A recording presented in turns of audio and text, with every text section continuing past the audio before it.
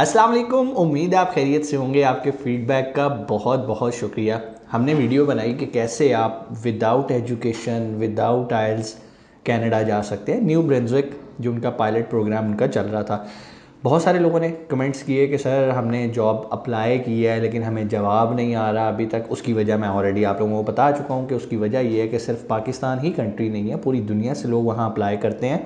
और ये भी डिपेंड करता है कि आपकी सीवी कितनी ताकतवर है और कितना अच्छा आपने उसको तैयार किया है और कितना अच्छा आप कन्विंस कर सकें हैं उस एम्प्लॉयर को कि वो आपको जॉब दे। ज़ाहिरी बात है हर बंदे को तो वहाँ पर नहीं मिल सकती। तो बहुत सारे लोगों ने सवाल किया कि सर अगर हम इस जॉब लेटर की जान से जान छुड़ाते हैं और हम कनाडा जाना चाहते हैं तो कोई और रास्ता है हमारे लिए। तो मैंने कहा चलो इस पे वीडियो बना देते हैं। बहुत सारे लोगों ने अपॉइंटमेंट ली, मिले, सारा कुछ किया, मैसेजेस किए। मैंने कहा यार बजाय इसके कि मैं इंडिविजुअल एक एक को ये बात बताऊँ, हम इस पर एक पूरी वीडियो बना देते हैं।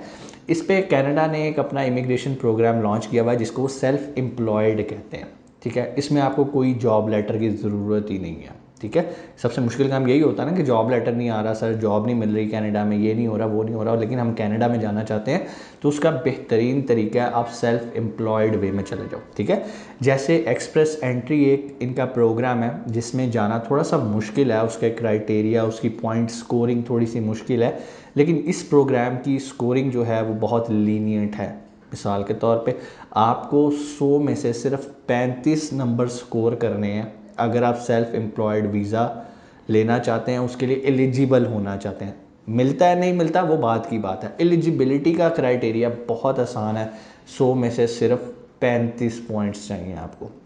अब ये 35 पॉइंट्स कैसे हल कर सकते हैं, यहाँ ये जो 100 पॉइंट हैं इसके क्या क्या फैक्टर्स हैं, हम बारी बारी उसको देख लेते हैं। नंबर 1 आपकी एज मैटर करती है। नंबर 2 आपकी एजुकेशन मैटर करती है। नंबर 3 आपका एक्सपीरियंस मैटर करता है। नंबर 4 आपकी लैंग्वेज मैटर करती है। Number 5 adaptability. इसको हम बारी बारी डिस्कस कर लेते हैं कि ये होती क्या चीज़ें और कितनी हो तो हमें फ़ायदा मिलता है स्कोर करने में। सबसे पहले आ जाते हैं एजुकेशन पे। एजुकेशन के जो टोटल स्कोर होते हैं ना वो होते हैं 25। मींस अगर आपने एमफिल किया है, पीएचडी किया है, तो आपको 25/25 स्कोर अलॉट हो जाते हैं। मींस अगर आपका 35 का पासिंग क्राइटेरिया तो 25 तो आपको वैसे ही मिल गए। लेकिन अगर आप कहते हो कि सर हमने एमफिल पीए और पीएचडी वगैरह नहीं की हुई, हमारे पास 16 ईयर्स एजुकेशन है, तो उसमें 25 की जगह आपको 22 पॉइंट्स मिल जाते हैं। अगर आप कहते हो कि नहीं सर इससे भी हमारी कम एजुकेशन है, तो वो 18 या 20 मिल जाते हैं। कम से कम अगर आपके पास हायर एजुकेशन का कोई सर्टिफिकेट है, स्कूल में पढ़े हो, तो उसके आपको कम से कम 5 पॉइंट मिल जाते हैं। ठीक है, अब मिसाल के तौर पे आपकी कम से कम एजुकेशन आपने 25 में से 5 पॉइंट ले लिए। ठीक है, अगले फैक्टर पे आ जाते हैं। अगला फैक्टर है एज का। अगर तो आपकी उम्र 21 साल से 49 साल के दरमियान में है, यानी कि 21 ईयर्स से लेकर 49 ईयर्स के बीच में है, तो आपको 10/10 मार्क्स मिल जाएंगे, कोई मार्क ही नहीं कटेगा। ठीक है ना। अब देखो अगर 5 मार्क्स आपको उधर से मिले हुए, 10 इधर से मिले हुए, 15 तो हो गए 35 में से। अभी ऐसा ऐसा मैं आपको बताऊंगा, ये मार्क्स आपके लिए कवर करना कोई मसला ही नहीं है, बड़ी आसानी से आप ये स्कोर कर सकते हैं, कोई टेंशन वाली बात नहीं है। सो एज में अगर आप 21 साल से 49 ईयर्स के बीच में हैं तो आपको कितने मिल गए? 10 पॉइंट्स। अगर आप 21 से कम हैं, लाइक आप 20 साल हैं, तो आपके 2 पॉइंट्स कम हो जाएंगे। 20 से 19 है, मजीद 2 पॉइंट्स कम हो जाएंगे। इसी तरह अगर अपर साइड पे देखें, अगर आप 49 की बजाय 50 में हैं तो 2 पॉइंट्स कम हो जाएंगे। 51 है तो पॉइंट्स कम हो जाएंगे। 54 के बाद आई थिंक आपको 0 पॉइंट मिलता है। इसी तरह लोअर साइड पे आपको 16 ईयर्स के बाद 0 पॉइंट मिलता है। ठीक है, अगर कोई बात आपको मेरी समझ ना आए तो आप इनकी ऑफिशियल वेबसाइट पे जाके भी ये चीज़ें पढ़ सकते हैं। अभी इंशाल्लाह हम स्क्रीन पे भी चलते हैं और मैं आपको स्क्रीन पे भी इस प्रोग्राम की एलिजिबिलिटी और सारे क्राइटेरियाज एक्सप्लेन करता हूँ। पहले वर्बली आपको थोड़ा सा बता दें। एज हो गई हमारी, एजुकेशन होगी, उसके बाद बात आती है एक्सपीरियंस की। एक्सपीरियंस के ये आपको 35 टोटल पॉइंट्स देते हैं। अब अगर आपके 5 साल का तजर्बा है ना, आपके पास 5 ईयर एक्सपीरियंस है, तो आपको डायरेक्ट 35 पॉइंट्स यहीं पर मिल गए।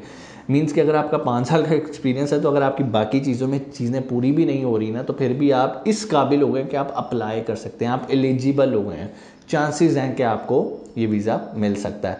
सो 5 साल का अगर आपको तजर्बा है, आपको 35 पॉइंट मिल जाएंगे। 4 साल का तजर्बा है, 30 पॉइंट मिल जाएंगे।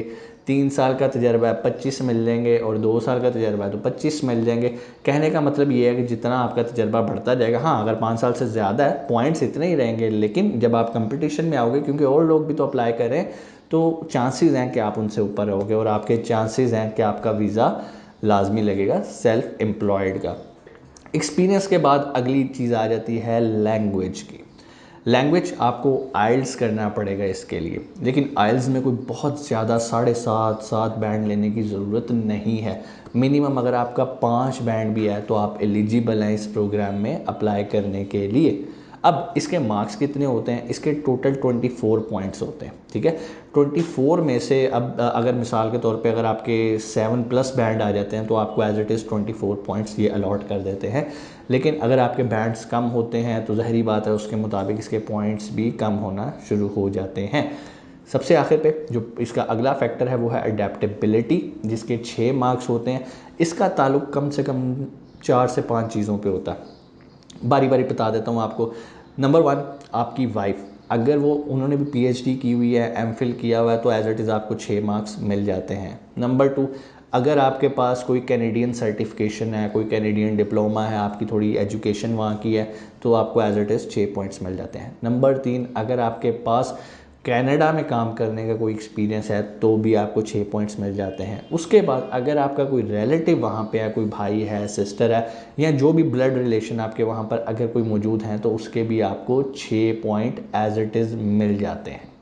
लेकिन अब आपको पता चल गया होगा कि भाई इसमें तो आपको स्कोर करना बहुत ही आसान, बहुत ईजी, आप इजीली इनका जो पैरामीटर है ना वो आप पूरा कर सकते हो।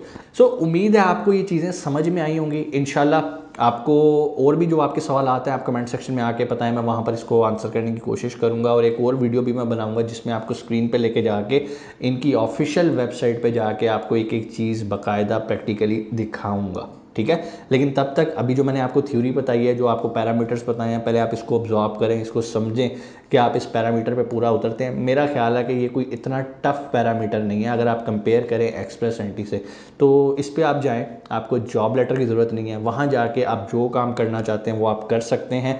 हाँ, इसने जो जॉब एक्सपीरियंस की बात है ना, उसमें आपको कुछ चीज़ समझना पड़ेगी। बहुत सारे लोग कन्फ्यूज़ होते हैं कि सर जिस चीज़ की हमारी डिग्री है क्या उसी चीज़ का एक्सपीरियंस मैटर करता है? ऐसा नहीं होता। डिग्री आपके पास 16 साल की होनी चाहिए, एक्सपीरियंस आपने किसी भी फील्ड का किया, फॉर एग्जांपल आपने एमबीए किया लेकिन आपने आईटी की फील्ड में अपने आप को परसू किया, या आपने आईटी में कोई ग्रेजुएशन किया और आपने बिजनेस एडमिनिस्ट्रेशन के अंदर कोई जॉब की हुई है और उसका एक्सपीरियंस है, तो ये चीज़ें मैटर नहीं करती। हाँ, ये स्पेसिफिकली उन लोगों के लिए ज़्यादा फ़ायदेमंद प्रोग्राम है जो कि कल्चरल एक्टिविटीज़ से रिलेटेड एक्सपीरियंस रखते हैं, एथलेटिक्स से रिलेटेड एथलीट हैं, उसका एक्सपीरियंस रखते हैं, उनके लिए ज़्यादा चांसेस हैं कि वो ये वीज़ा हासिल कर सके।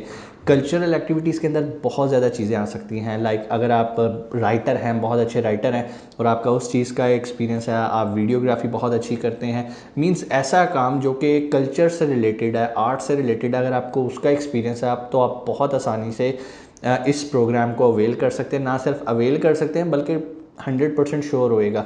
इंशाल्लाह वो कौन कौन सी कैटेगरीज़ हैं जो कि ज़्यादा आपके चांस को प्रोमिनेंट करेंगी, अगर उस चीज़ का आपके पास एक्सपीरियंस है तो आप आसानी कनाडा सेल्फ एम्प्लॉयड प्रोग्राम पे जा सकते हैं। इंशाल्लाह नेक्स्ट वीडियो हम उसी पे बनाते हैं कि वो कौन कौन सी एक्टिविटीज़ हैं जिनकी बेस पे आप इस वीज़े के लिए एलिजिबल होते हैं। अपना बहुत सारा ख्याल रखिएगा। पाकिस्तान जिंदाबाद।